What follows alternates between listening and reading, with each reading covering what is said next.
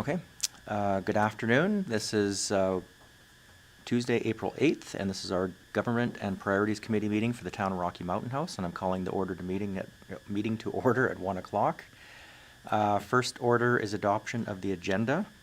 I do have an agenda item to add under closed session, Section 21, Intergovernmental Relations.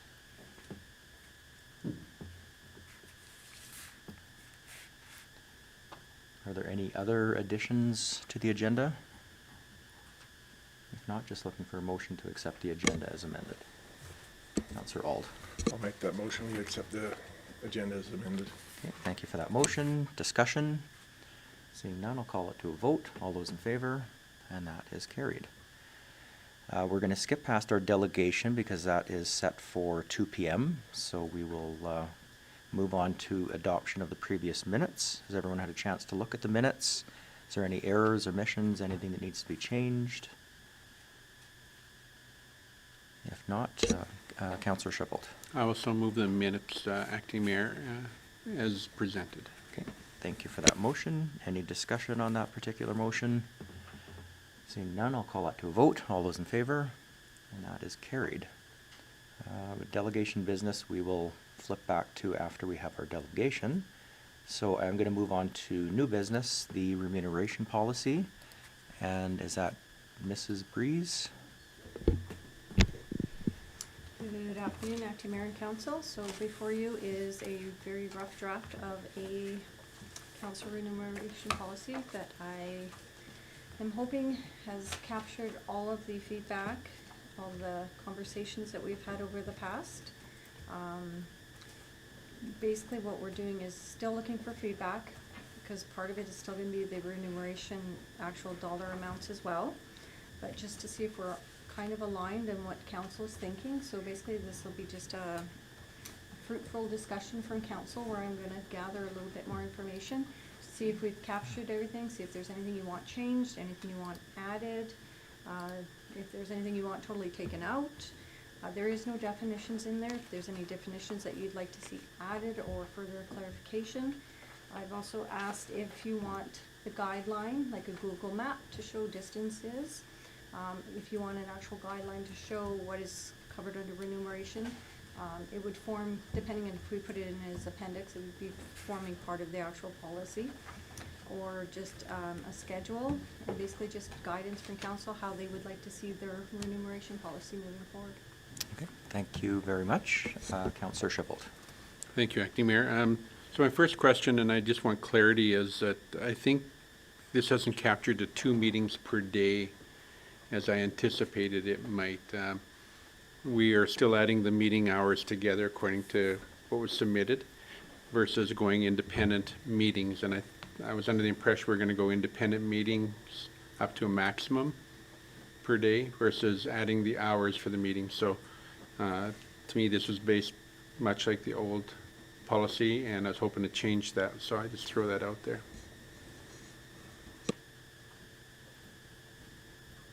Councillor, Deputy Mayor Hutchinson, I saw your hand moving. Before I even get there, this will be revisited again once we get our results from the consultant.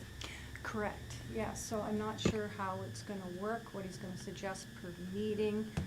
So yes, again, that's why I emphasize this is just a rough draft, just to get council's take on it. Because Councillor Hutchinson, or Deputy Mayor, did mention that before, but I wasn't getting a feel that that was the consensus from the entire council. So it has been left in there. If council would like to change it, or this is not set in stone policy right now, it's just kind of in the feedback still process. So if that is something that council wants to have taken out and just put per meeting, again, it comes up as a piece of the remuneration part as well, so.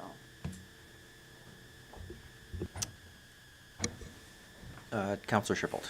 Thank you, Acting Mayor. So to be clear then, is this the kind of feedback you're looking for, like I just gave, or not? I'm just not clear on that. So if it is, I have others, and if it's not, then I'm okay. I guess for administration, we need to know if that's something all of council would like to have removed. Councillor Musker. Thank you, Acting Mayor. So what do we raise our hands in favor? Like, I'm not sure what you expect from us. I guess just a fulsome discussion on that particular item. Okay, I like the idea that Councillor Chappelle has put forward. Okay, I'll chime in on this. I agree with that as well. You know, definitely you can have multiple meetings in the course of a day that don't add up to a 8-hour day. However, it completely eliminates the day because the meetings just make the day unproductive for anything else. So I definitely agree with that. Yep. Oh, Councillor Caparro. Sorry, thank you. I'd be in favor with that as well. I think when there's multiple meetings in a day, then it should be looked at. Deputy Mayor Hutchinson. Thanks. I agree with it too.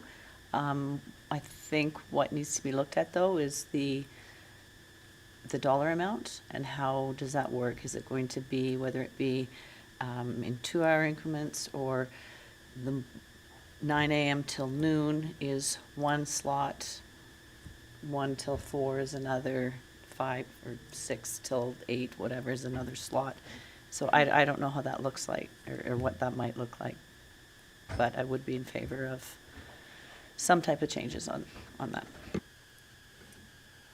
Councillor Schippold. Sorry, to Councillor Hutchinson, my suggestion is that it be capped at whatever, some number, whatever that might look like for the day. So if there was 3 meetings in one given day, each one was an hour long, and you billed for each one at the minimum it is today, would be excessive amount of money, whereas somehow there has to be something in there. I totally agree with what you're saying. We need to figure out what that cap would look like, and administration could come up with a suggestion there. Yeah, and that's where I'm at as well. You know, if our max per day is X amount of dollars, if that looks like it's divided between 8 hours per day and we're doing an hourly, or if it's, like I said, 2 hours or how that looks, but I'm sure admin will get feedback from the consultant on that one as well. Okay, so have we had enough discussion on this one? Is there more questions, Councillor Schippold? Yeah, I have a couple more. One is about attendance to board meetings. Right now, anybody can attend a board that they're not been appointed to, up to 3 times a year. So the question is, do we need to have that in there? I mean, it sort of opens it up. If I'm appointed to a board, then I'm appointed to that board. How would I feel if all the council showed up for it? Because I'd have the option to do that. I just question if that's even necessary, or if we can reduce the cost. I'm confident with the councillors that are going on the boards, so I don't know why we need to have that even in there, or if we do that, you know, it'd be down to maybe 1 meeting a year, just so you can get a feel for how a board works. 3 is sort of maybe overtaking ever who the appointed person is. So I just throw it out there. It can stay as it is, but I think it's overkill in terms of 3 meetings per year. I think we should cut that back to 1 meeting per year. Deputy Mayor Hutchinson. It has been adjusted in this policy saying if the appointed representative cannot attend, an appointed alternate representative exists, the alternate shall receive the per diem per attendance. Appointed alternate members are allotted a per diem up to 3 times. So you have to be appointed alternate to go to that meeting, not just coming in and sitting for information or observation. So that's has been an update and has been changed, or clarified, I guess, is more or less what it was. Okay. Thank you for that. And Councillor Schippold. Okay, under number 8, spouses and partners, B and C, the words invited to, I don't think represent, there's going to be events that you don't necessarily get invited to. So if you're at a conference, for example, in the city, and your partner's with you and you're going to the social event, not necessarily do you get invited to that. So I'm concerned about the words invited to should be taken out, and where a partner is accompanying the member versus invited. So I think what we're doing is your spouse or your partner is accompanying you to go to something, versus being invited, not necessarily do you have to be invited. So I just want to take out the word invited and just if they're accompanying an elected official to a function. Because not necessarily is everybody going to get an invite to a social gathering, you're just going to go to it. So in B and C of that section, I just think, the other thing is if we're going out for dinner as a group, what does the word invited mean? I invite your spouse to come, or you invite your spouse to come, or who invites your spouse to come? So in that case, I just thinking that just some wordsmithing in there. Deputy Mayor Hutchinson. Thank you. I take that as, for example, the acting mayor went to the Japan event, the Consulate General event, and on the invitation, it was for him and I don't know what it was worded. Guest. Yeah, guest, whatever it would be. So my thoughts are, in that circumstance, yes, that spouse will be, their tickets, whatnot, will be paid for. If it's just we're at AB Muni's and there's a social event, whatever, then they're on their own for that one.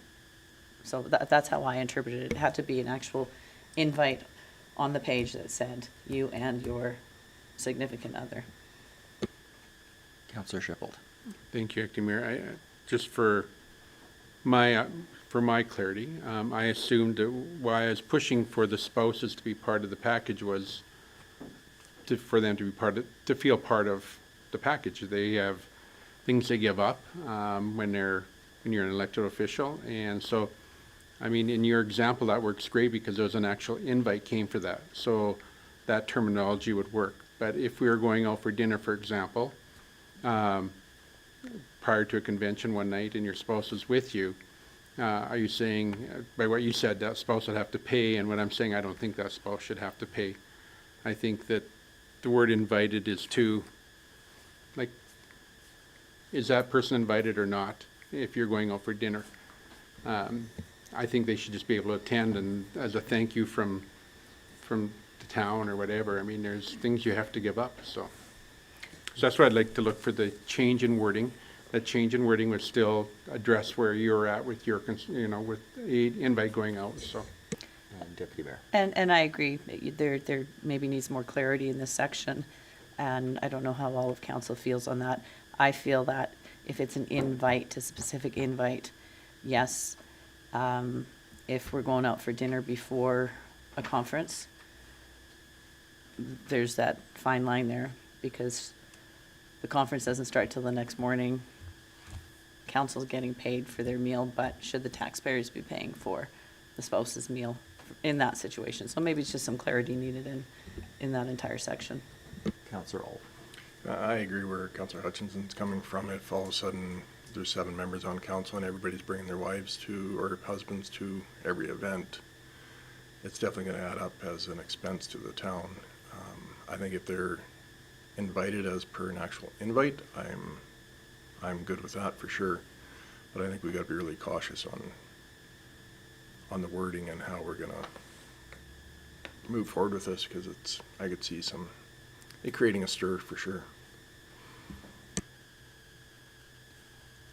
So the way I read B and C is when we're talking about banquets, receptions, not meals. Pardon me? Acting Mayor, if I may, Yes. A addresses conferences. Okay, that's correct.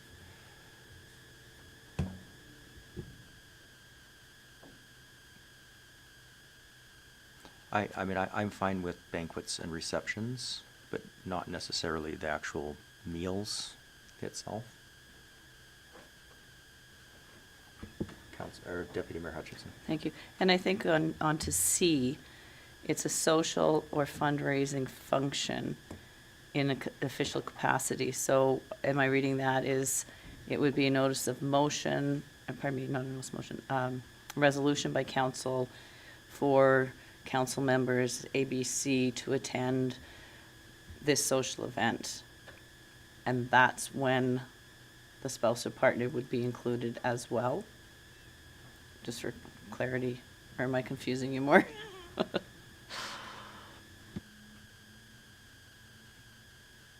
Are we confusing you more with that statement, or? Acting Mayor, a little, yes. Like, Councillor do you want Shipple. it in the resolution to state that and spouses? Pardon me? Would that solve that? In the resolution. Can you repeat that? Like, if you're making a resolution for one of these socials that's an actual formal invite, Mhm. if the resolution is made that acting mayor, deputy mayor, and spouses may attend, like, 'cause that can be put in the resolution as well.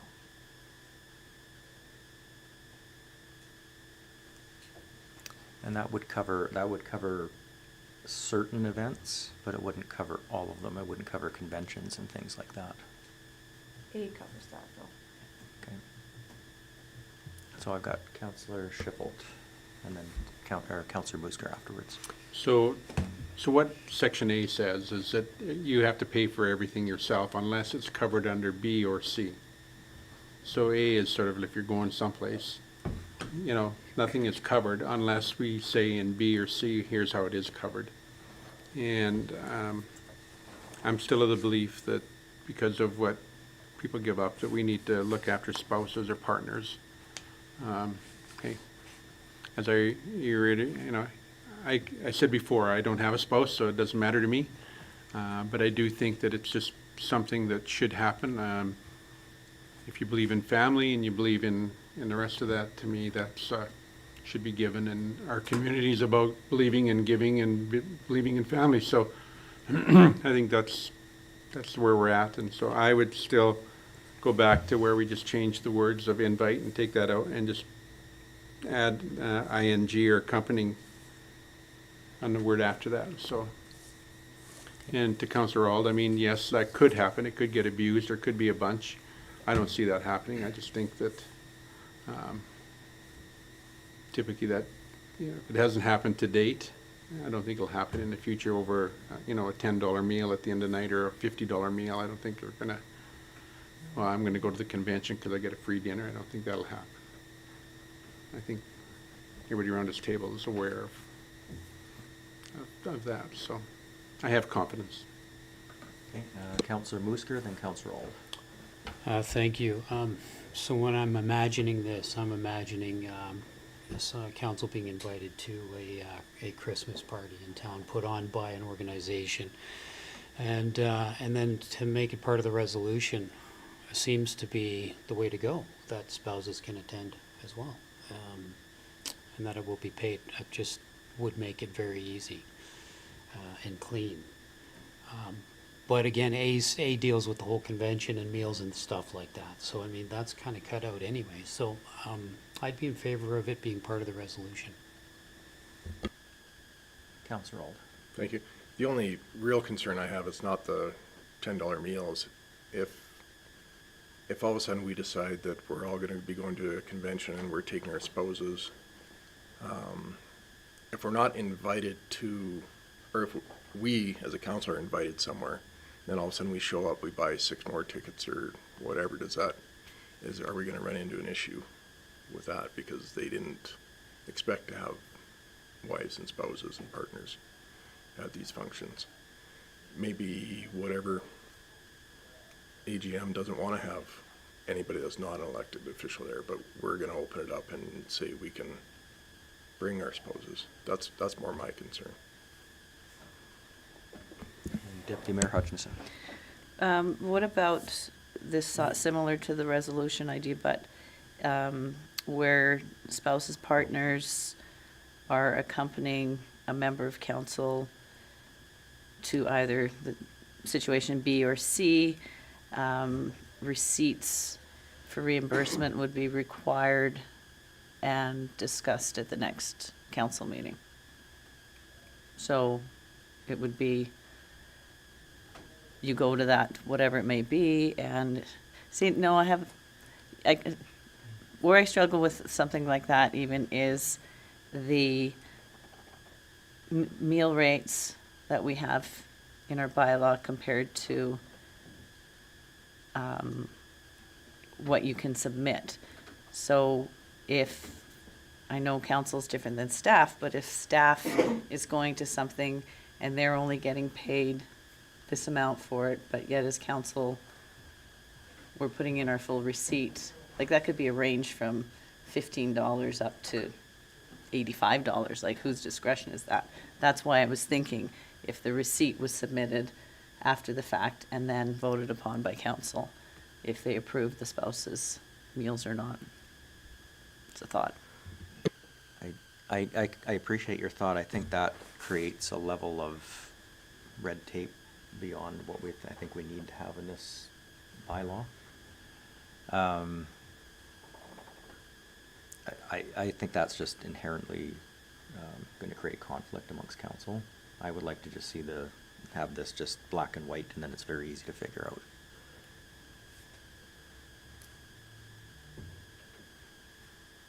Councillor Schipholt. Thank you, Acting Mayor.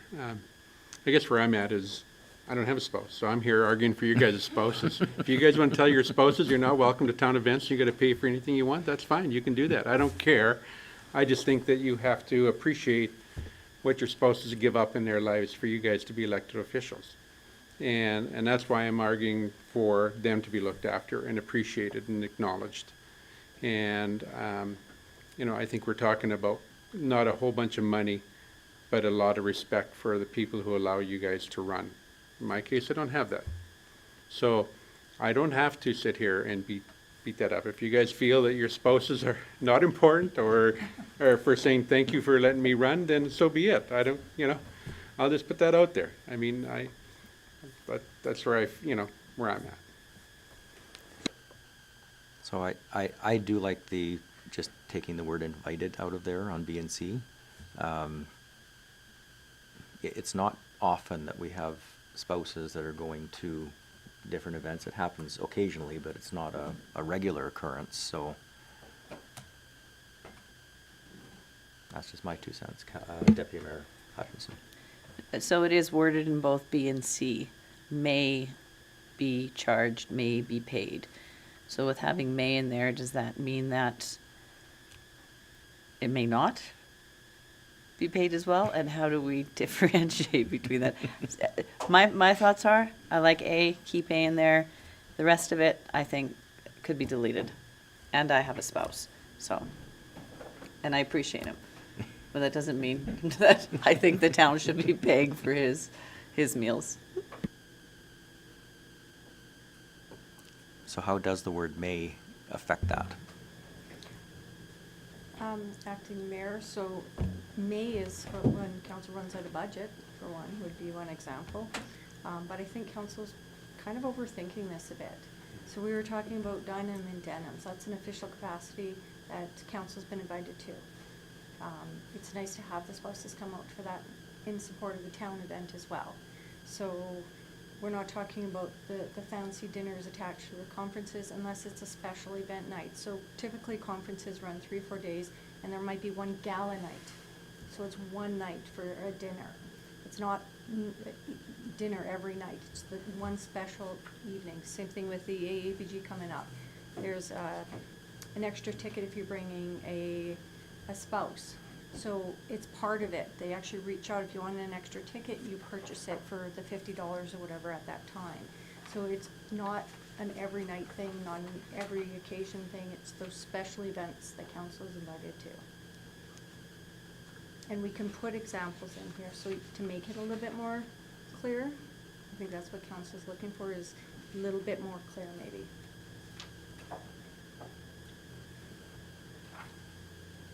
So are we okay with that to come back to us in this form, and then we can relook at it again at another time? Seeing some nods. Deputy Mayor Hutchinson. We're done with that part? I'm good? I think so, if we're I just coming wanna bring back. something Yeah, else up. Okay, then yes, go ahead and bring something else up. Just, we kind of brought it up before, and we mentioned it about getting that top up, the difference between meetings that we aren't, we're paid an honorarium from a group, and to top it up to what we would be making. Acting Mayor and Deputy Mayor, So I have a note on that one. That'll be a part of the first appendix with the rates, because we can't really address it at this time if we don't even know what the rates are.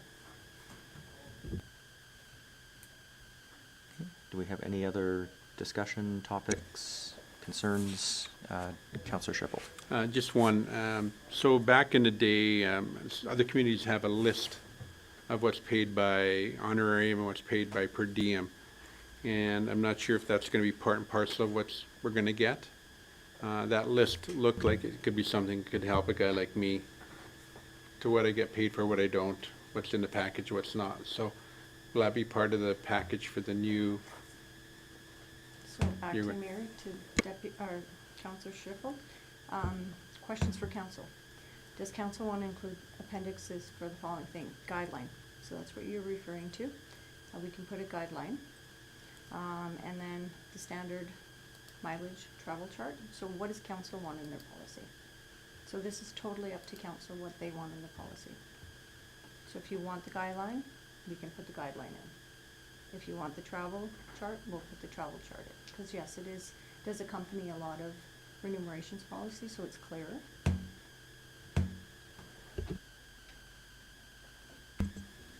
Counselor Alt. I think that'd be good. It just relieves any ifs or what, so I would like to see it in there. Counselor Schiffel. I want to see it in there as well, but when it comes to the mileage chart that we once upon a time seen here, I think that doesn't give you any wiggle room. If we use Google Maps, it says that Edmonton is 1 hour and 47 minutes, that's the allotment, because there's other things that can come into play into that. So I think that's too to the point. I think there has to be some versatility in that. You never know if you're picking up people around town and you're 20 minutes there, you run into traffic problems, you do whatever. The Google Map thing is nice, but I think it's maybe too nice in terms of, not giving you versatility. So, I don't know. I just throw that out there. Counselor Musker. Thank you. Yeah, I'd like to see the guidelines as well provided. Thanks. Yeah, I would like to see guidelines as well. Just, it makes a difference if you're leaving a conference at 1 in the afternoon or 4 in the afternoon, because if you're hitting rush hour traffic trying to go through Edmonton and Calgary, that's going to add a half hour minimum to your time just to get out of the city. So I would like to see that as well, because I don't think that having it the second you close the car door to the second you open the car door is a very accurate way of assessing it. Deputy Mayor Hutchinson. Thank you. I think we have to be realistic, though, and for the most part, a Google search giving you a little bit here, a little bit there, but to say that an extra, I mean, there isn't any place you can't get to in Rocky within 5 minutes. So to say that, you need an extra hour, because the drive was only 2 hours and 10 minutes, but it took 20 minutes, 40 minutes to pick people up in town. I think that's part of your honorarium. It shouldn't be included. The travel should be according to Google Maps. If it's taking 250 kilometers or 200 kilometers for easy math to get there, then it's 2 hours. That's just how I feel. Okay, do we need more discussion on this, or? Not seeing more, so that will come back. Okay. Okay, do we have any more discussion on the remuneration policy? So, Mr. Kraus, is this something that we need to have a direct admin to bring back again, or is that just going to happen? Just a motion? Completion of the remuneration study by the consultant. So will that it be comes to a back together. GPC meeting or a regular council meeting? I wouldn't peg it to a GPC. No, it was, GPC. So it would go to a GPC meeting. Okay. So then we're just looking for a motion to bring this report back to a future GPC meeting when completed. Pardon me? Draft policy. Councillor Auld. I'll make that motion that we bring back the draft remuneration policy to a future GPC meeting. Okay, thank you for that motion. Do we have any more discussion on that motion?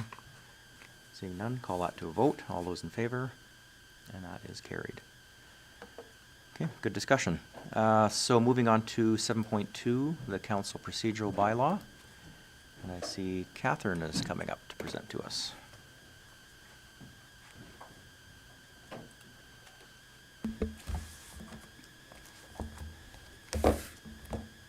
Good afternoon, Council. So the current Council Procedural Bylaw 2023-14 was approved by Council on December 5th, 2023. Since then, the Municipal Affairs Statutes Amendment Act of 2024 amended the Municipal Government Act that I will refer to now as the MGA. The amendments included, first, requiring municipalities to offer digital options for public hearings on planning and development, and second, allowing elected officials to recuse themselves for real or perceived conflicts of interest. These changes took effect upon proclamation of Bill 20 on October 31st, 2024. These changes require an update to the Council Procedural Bylaw, which I'll now outline. So the first set of changes relate to planning and development public hearings required in the MGA. So the MGA requires public hearings prior to council decisions on certain land use planning matters, including prior to the second reading of a bylaw that adopts or amends a statutory plan or land use bylaw, prior to the sale, lease, or disposal of municipal, community services, or school reserves, and prior to the disposal or lease of conservation or environmental reserves. Previously, municipalities were not required to provide electronic options for public hearings. To enable greater public participation in public hearings, changes to the MGA and Bill 20 require municipalities to offer electronic options for public hearings on planning and development matters. This may include using a telephone or online options. Electronic options for public hearings will ensure more residents are aware of and informed of and may participate in local planning and development matters. Municipalities must, by bylaw, provide for electronic means of public hearings to be established within 6 months of the amendments coming into force, the deadline being April 30th, 2025. So as a result of this change in the MGA, administration is recommending the following changes to the council procedural bylaw. So change 1 is in section 2, definitions. This is to add a definition for electronic means. This definition has been taken directly from section 1991A of the MGA. This change is recommended due to the changes in the MGA. Change 2 is in section 6. This section has been reworded from meetings through electronic communication to meetings through electronic means to align language with the updates from the MGA. This change will update the language to outline how meetings via electronic means will be managed. These changes are on page 5 of the document with the red line changes or in section 6.1 of the document you received. And these changes are recommended to meet the requirements of the MGA. And then the third change is also in section 6. This change is to update the language to clarify how members of the public will participate in meetings via electronic means. These changes are on page 6 of the document with the red line changes, or section 6.4. And these changes meet the requirements required by the MGA. So the second set of changes relate to the conflict of interest updates to the MGA. Previously, the MGA required elected officials to abstain from discussion or voting on matters before council when they had a pecuniary interest or if they missed all or part of a public hearing on a matter. The MGA has been amended to allow elected officials to recuse themselves from discussing and or voting on a matter in front of council due to a conflict of interest that may be extended beyond pecuniary interest. So if a councillor knows or should know that they have a real or perceived conflict of interest, they may disclose the interest and follow the process outlined in the MGA that has been incorporated into the council procedure bylaw. So as a result of this MGA change, administration is recommending the following updates to the council procedural bylaw. So change 1 is section 2, definitions. We have added a definition for conflict of interest. This definition has been taken directly from section 171B of the MGA, and this change is recommended due to the update to the MGA. Change 2 is in section 34. This section has been reworded from pecuniary interest to pecuniary interest and conflict of interest to align language with the updated MGA. The change is to update the language to incorporate conflict of interest into this section. These changes are on page 19 of your document with the red line changes, or sections 34.2, 34.4, and 34.5. And these changes meet the requirements of the updated MGA. Administration is also recommending updates to the council procedure bylaw to improve clarity, streamline the bylaw, and to better reflect expected meeting practices. The proposed changes incorporate information from Policy 009/2004, broadcasting and taping of council meetings. This policy was repealed on March 20th. And information from Policy 001/1995, public notice for meetings. This policy is being recommended for repeal as part of this change. So, administration is recommending the following changes to the bylaw, and I will go through these now. Under Section 2, definitions, removal of point of information and point of interest. These terms are not used in the document and have not been used in the bylaw through its history. From a clerical perspective, we are trying to do a better job at reviewing and identifying these types of issues in our documents. The concepts are covered under Robert's Rules of Procedure, which is noted in Section 4.4 as part of the rules governing the procedures for council. However, these are uncommon procedural points and are not needed in our bylaw. Section 5, council meetings. Under Section 5.3D, we are clarifying the items for inclusion at an inaugural meeting to reflect what actually happens in our inaugural meeting to set the schedule for the deputy mayor. In Section 5.3D and 5.4B, we are rewording how councillors are appointed to committees and council meetings to reflect our current practice. Under 5.3D and 5.4B, we are including that we establish a schedule for meetings for the coming year to reflect our current practice. And under public accessibility, 5.5, we're removing the third and fourth bullets because these are now a duplication with Section 6. In Section 6, we're adding information for members of administration who are participating in meetings via electronic means to provide additional clarity. Under Section 10, we have added under 10.1a, we have added decorum to the role of the chair to provide additional clarity into how meetings will operate. And we have suggested the addition of a rule that the chair must vacate the chair in order to present a notice of motion and must remain out of the chair until the item has been concluded. This is Section 10.2. This suggestion is to ensure fairness in meeting conduct. Under Section 12, we're adding rules for the introduction of notice of motion are governed by Section 23. This is to clarify the intersectionality between Section 12 of the bylaw and Section 23, which speaks to how notice of motion will be brought forward.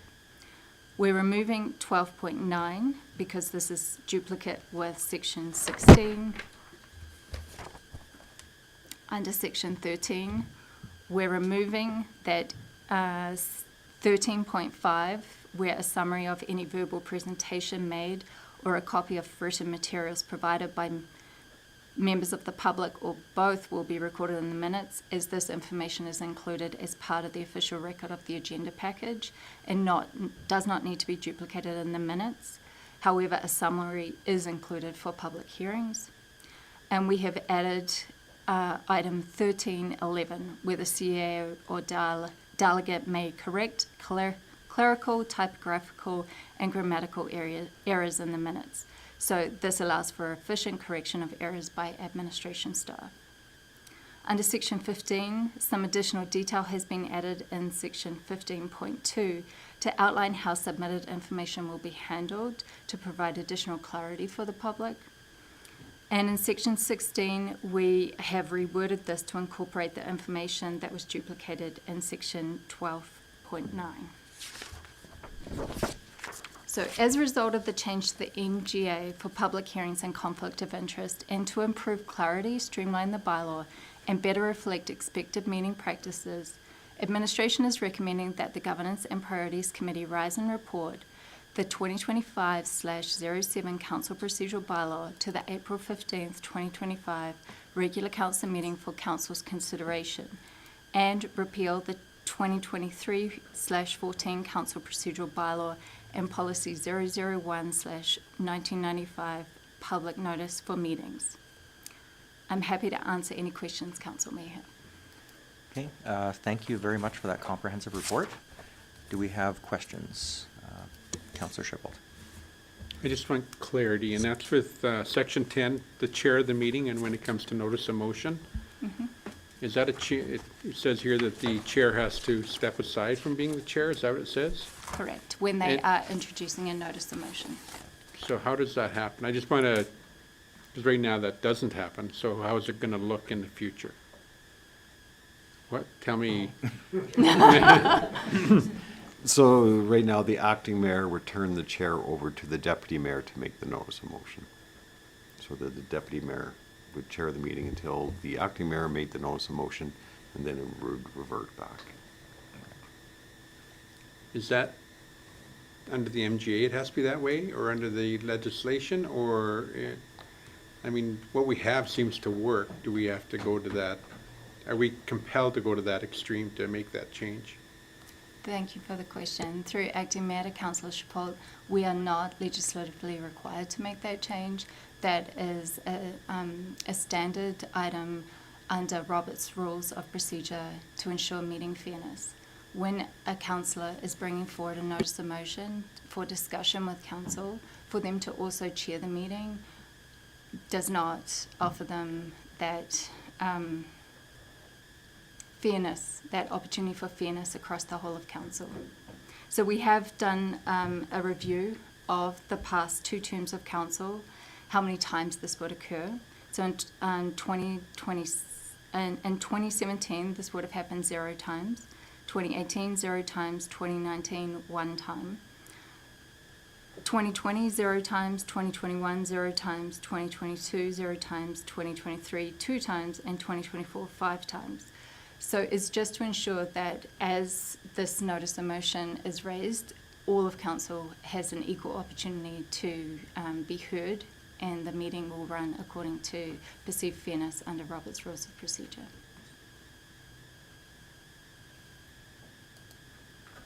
Does that clarify your question? It clarifies it. I'm just not, I mean, when you do a notice of motion, it's on, there's no discussion, it's just a notice of motion, so it gets put forward and then doesn't get discussed till the next meeting. So then at the next meeting, when it gets discussed, does the chairperson then allow the deputy, or in this case, acting mayor, allow the deputy mayor to conduct the meeting during that discussion time? Like, does it have, it happens at both when the motion's made and then the next meeting when it comes forward? Like, I'm just stuck on process, I'm sorry. The first, in the agenda, when a call for notice of motion, there is no discussion. So there is no need to hand over the chair at that time. At the following meeting, at the subsequent meeting when the item is brought back for discussion, that is the time where procedurally there needs to be fairness through that discussion item. Okay. Thank you for that clarity. Yeah. Counselor Capero, I saw your light on. I was just gonna ask the same question, just if it happened at both instances or just when it was being discussed, but that was answered. Okay, thank you. Counselor Booster. Yeah, thank you. I'm just rereading this. Add the rule that the chair must vacate the chair in order to make a motion. It doesn't say notice of motion, so. Does? In the actual policy. Oh, Says the chair must vacate I'm looking at the wrong chair. document. Thank you. There's a lot of documents to look Yes, at. there is. Thank you. Okay, do we have any more questions regarding this agenda item? So this is Councillor still, Schiffel, yeah. thank you, Acting Mayor. So this is still not clear to what is wrote here and what I just heard you say. So this says here that in order to present a notice of motion, the chair must step down. So to present the notice of motion, so he has to step down to present it. Then the following meeting, when it's brought up for discussion, he has to step down then. The second part makes sense. The first side is contradictory to what is wrote here. So I just want to have clarity in this. So it says, should acting mayor make a notice of motion, he has to step or vacate the chair position. And I think what I heard you say is, no, to make that notice, he doesn't have to. So I don't know. I'm confused. No, so the way it's written, when he presents the notice of motions, that's when it's put on the table for debate. That's when the acting mayor would relinquish the chair to the deputy mayor. And the reason why it's for fairness is because the acting mayor as chairperson selects who can speak. So in the worst case scenario, if you didn't step aside, the debate against a motion could be hindered by the chair. So that's basically why it's under Robert's rules. It's just to get rid of any thought of bias in trying to present the motion or debate the motion. I don't know if I said that well or not, but Yes. I guess where my confusion was in the word present. present. Yeah. So to me, presenting is today, the deputy mayor presents a notice of motion. To make and to present. Thank you. I'm okay then. Thank you. Okay, do we have any further clarity, discussion on the procedural bylaw? If not, go ahead, Councillor Capero. Sorry, if there's no further discussion, I'll make a motion.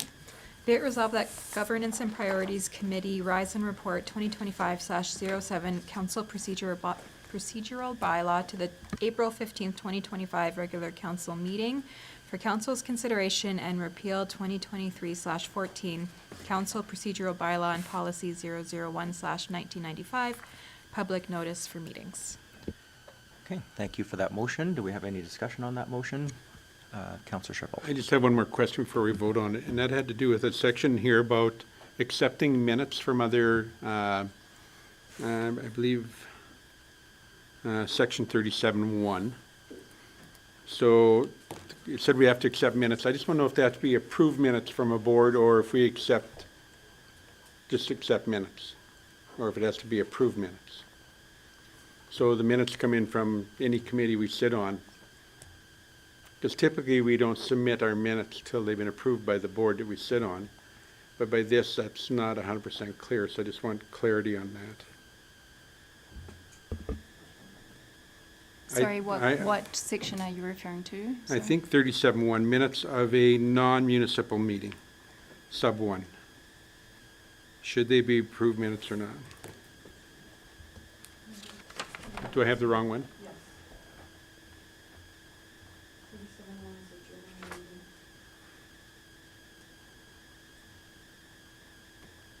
It's to do with minutes of non-municipal meetings.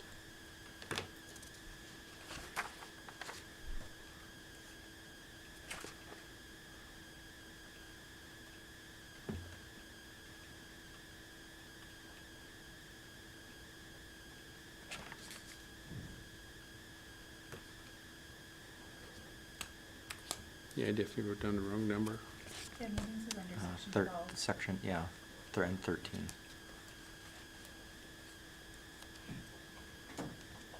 I guess the question is, when minutes are submitted from a non-municipal board, like a whomever, do they have to be the approved minutes by that board, or can they just come in their raw state?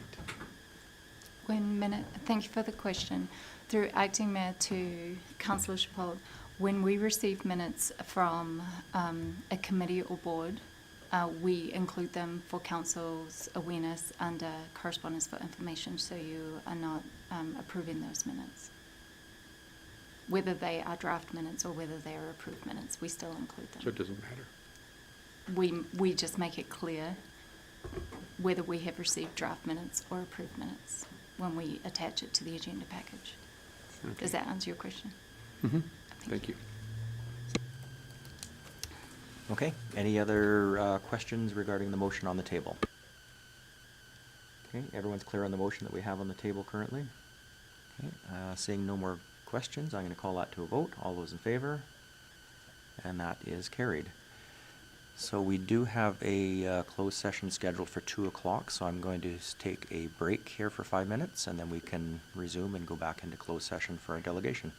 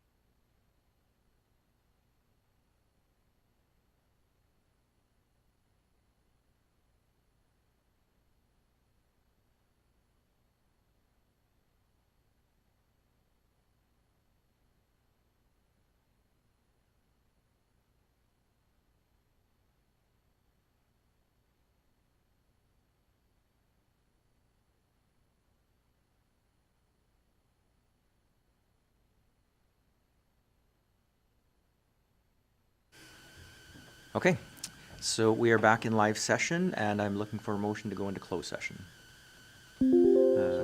Counselor Shipple is making the motion to go into closed session. I'll make the motion to move into closed session. Thank you. Thank you. Discussion, all those in favor? And we are now in closed session.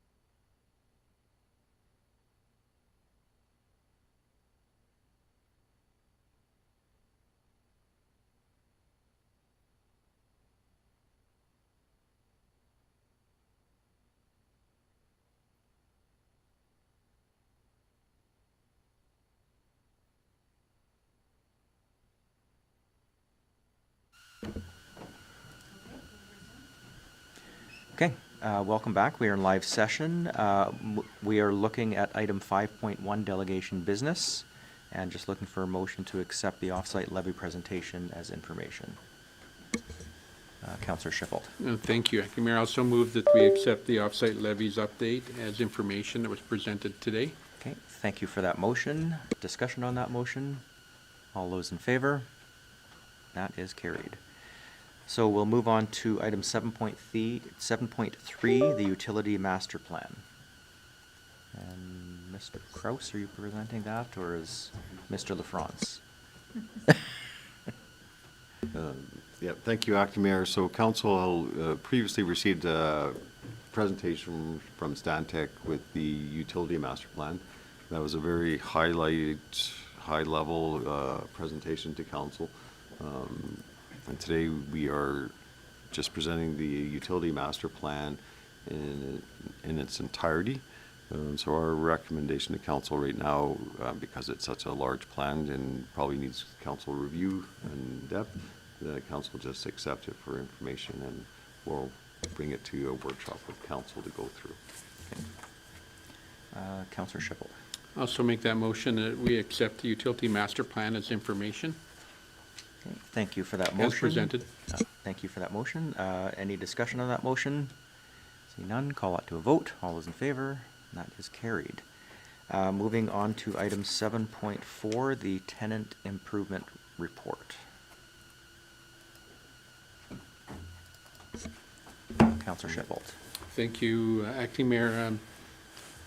I can't remember the terminology, but it has something to do with conflict of interest and possibly pecuniary interests. I think that's the new wording in the MGA, if I'm not mistaken. Anyway, I'd like to declare that because in this case I am a commercial landowner that has the probability of renting out property where this could be involved. Just Yes. clarification for Councillor Schifelt, it's conflict of interest. Oh, Because if it's pecuniary interest, then you have to leave. okay. So So it's just a conflict of interest. if you wish, to stay. I still leave though, correct? No, you don't have to. So so under the MGA, so pecuniary interest means that you're gonna financially gain or lose from a decision, and you are required to leave. Now, conflict of interest is, I don't know how you may have a conflict, but you're not gonna gain pecuniary wise. But under conflict of interest, you have a choice. You can stay in the room and participate fully. You can abstain from discussion, you can abstain from voting, or you can then leave the room. So there's that fine line, I guess, between pecuniary and conflict. I think I'm just gonna go for coffee. Okay.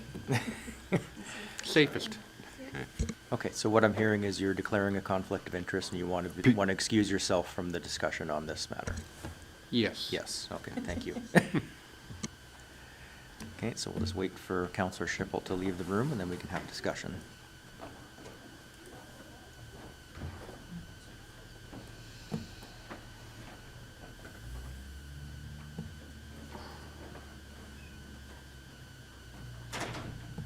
Okay, Mr. Kraus. Yeah, thank you, Acting Mayor. So council has asked administration to explore possible programs that would help be an incentive for tenant improvement, so into existing commercial buildings that are leased out.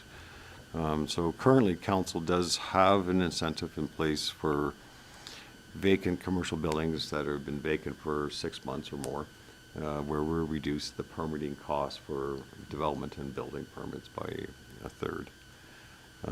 Council also has the storefront improvement program policy, which provides up to $5,000 for any storefront improvement.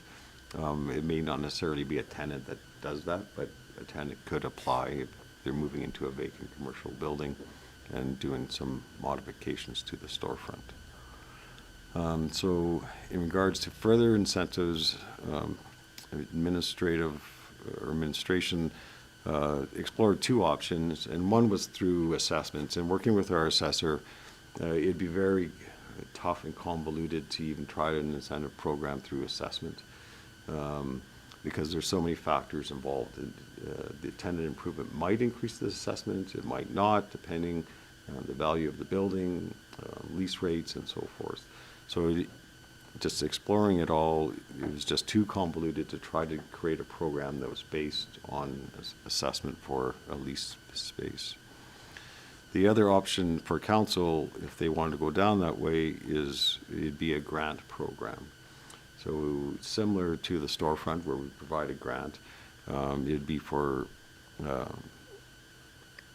tenant improvements, and there's ways that we could do it as a percentage of the development cost for the improvements, which is provided as an example there. But if we went down that path, I mean, that can vary considerable depending on what improvements and extensive improvements are done inside a commercial space. So if council wanted to go down that path, I mean, we provided a percentage, but that should probably also be capped to a certain limit per business if council wanted to go down there. So I will leave it for council discussion if council wants to pursue this any further, and if they do, to provide some type of guidelines to develop the policy if it's a granting process. Okay, thank you, Mr. Kraus, for that report. Discussion amongst council.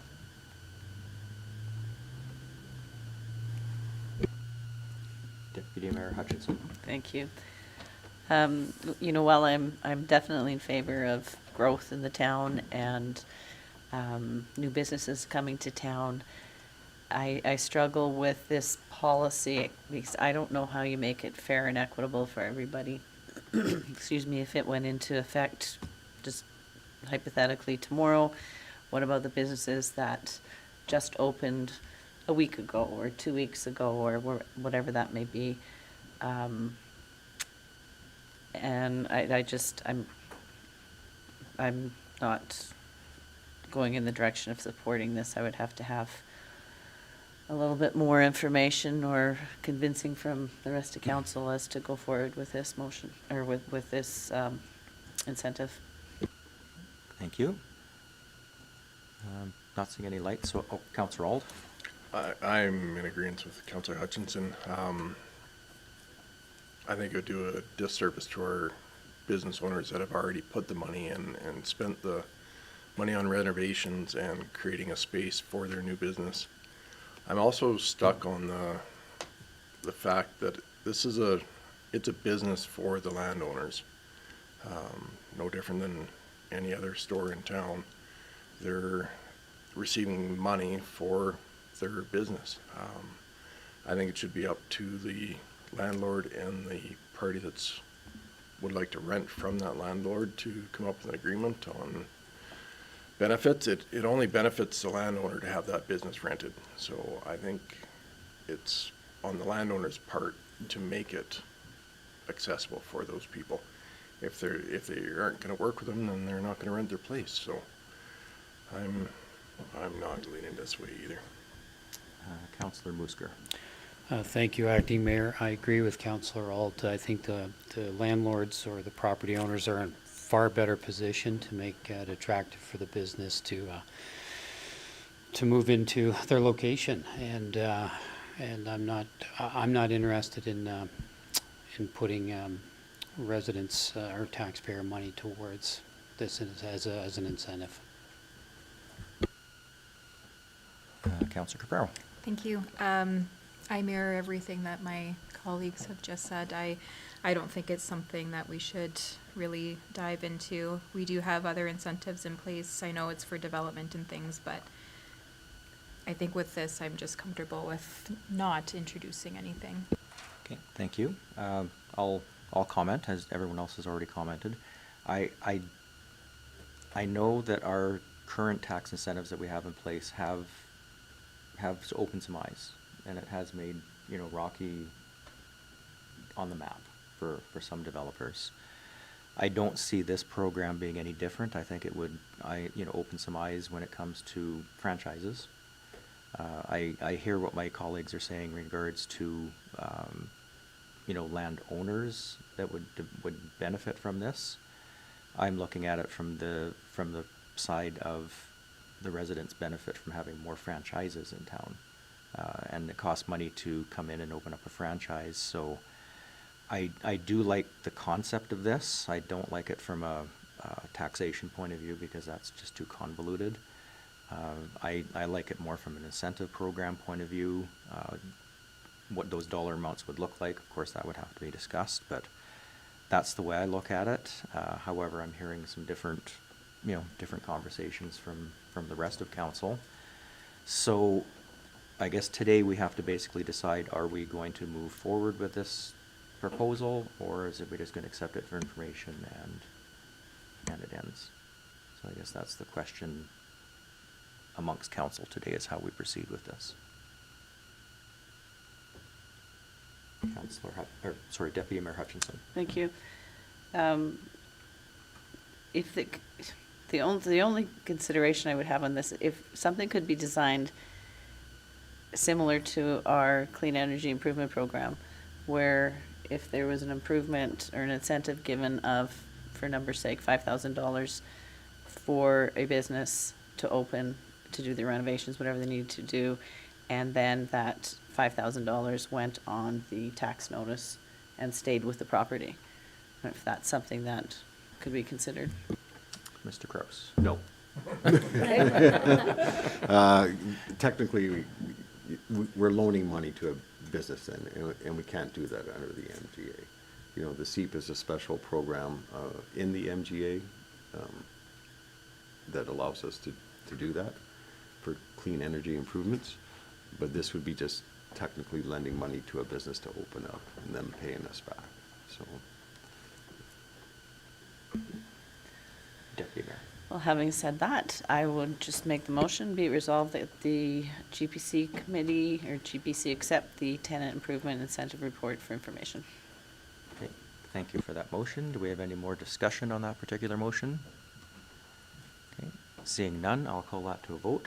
All those in favor? And those opposed, and that is carried. Okay, we'll bring Councillor Schiffel back in.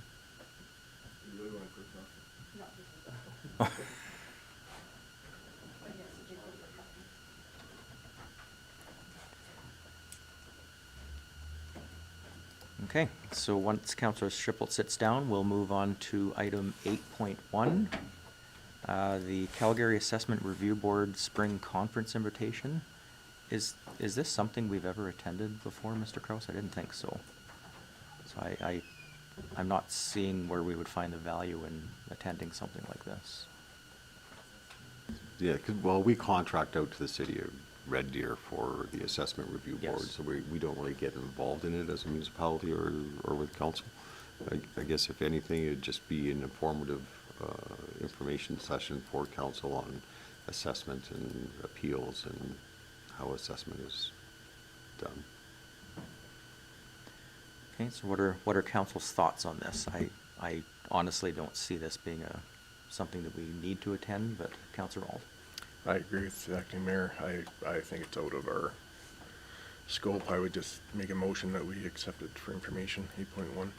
Okay, thank you for that motion. Any discussion on that motion? I'll call that to a vote. All those in favor? And that is carried. The next one is On the Mend Pharmacy grand opening celebration on May 2nd. I believe they're just looking for someone to attend and bring, I don't know if we're bringing greetings or just to attend. But I am available to attend this. I can move around my trade show a little bit and I can make sure that I can attend this if council is okay with that, or of course, if any other members want to attend as well, I would encourage that.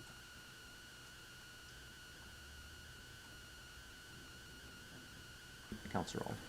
I'd just make a motion that if the acting mayor or any councillors are able to attend the grand opening celebration for On the Mend, that they do so. Okay, thank you for that motion. Discussion on that motion? Seeing none. Is your light still on? Is it? Okay. Call that to a vote. All those in favor? And that is carried.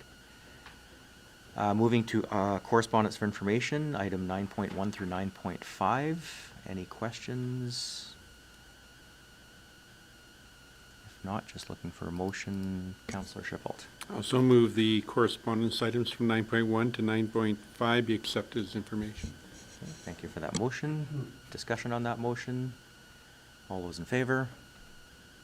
And that is carried. Moving on to committee reports and activity reports. Item 10.1, the acting mayor's activity report. I have reports from RMA, the AB Muni's Leadership Caucus. I also included the resolutions portion from RMA with the vote results showing which ones had passed, which ones didn't. And of course, my monthly committee report, which is quite busy for the month. Does anyone have any questions on my activity report? Councillor Shippold. I'll just so move your report as information.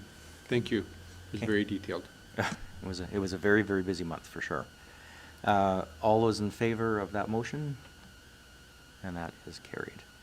Moving on to item 10.2, the council activity and committee reports. Councillor Auld, did you have anything you want to bring out in your report? No? Councillor Caprero? Nothing to highlight, but if anyone has any questions. Okay, any questions? Seeing none. Deputy Mayor Hutchinson? No, it was busy as well, Yeah. but any questions, just let me know. Not seeing any questions. Councillor Musker? Nothing to add, thank you. Okay, thank you, Councillor Musker. Not seeing any questions. Councillor Shippold? I have nothing to add, but if anyone has questions, I'll gladly answer them. Okay, I'm not seeing any questions for anyone, so I will make a motion to accept item 10.2, the council activity and committee reports, as information. Discussion on that motion? All those in favor? And that is carried. Administrative reports, 11.1, Mr. Kraus. Yeah, thank you, Acting Mayor. So if council has any questions on any of the reports, be glad to answer or try to. Is there any comments on the administration reports? Not seeing any, then just looking for a motion to accept those as information. Councillor Auld. I'll just accept the department reports for information.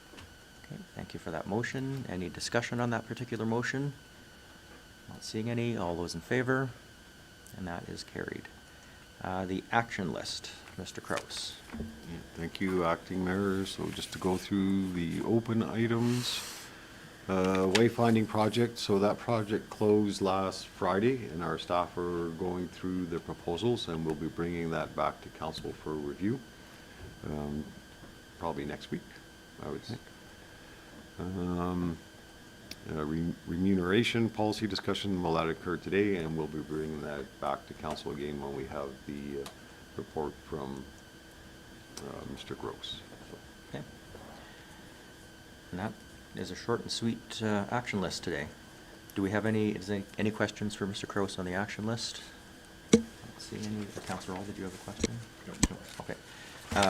Councillor Shippold. Also move the action list as presented. Okay, thank you for that motion. All those in favor of that motion? And that is carried. Are there any notices of motion today? Not seeing any notices of motion. So we'll take a quick 2 or 3 minute break, and then we'll go into closed session.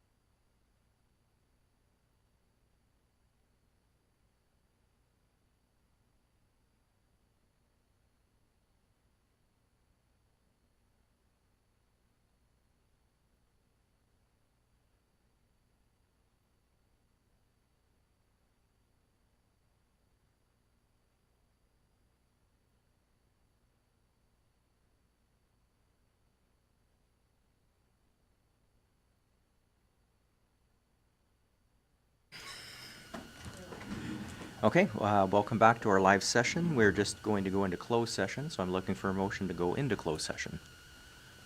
Can make that motion. Counselor Caprero is making the motion to go into closed session. All those in favor? And we are now in closed session.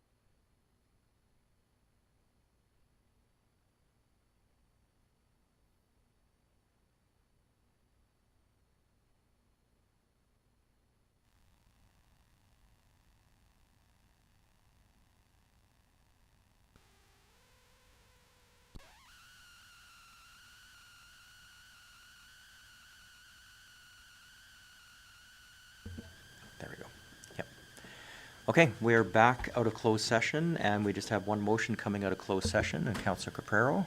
Thank you. I'll make a motion to accept 14.2 intergovernmental relations as information. Okay, thank you for that motion. Discussion? All those in favor? That is carried, and I will adjourn the meeting at 4:01. Thank you, everyone. Good meeting.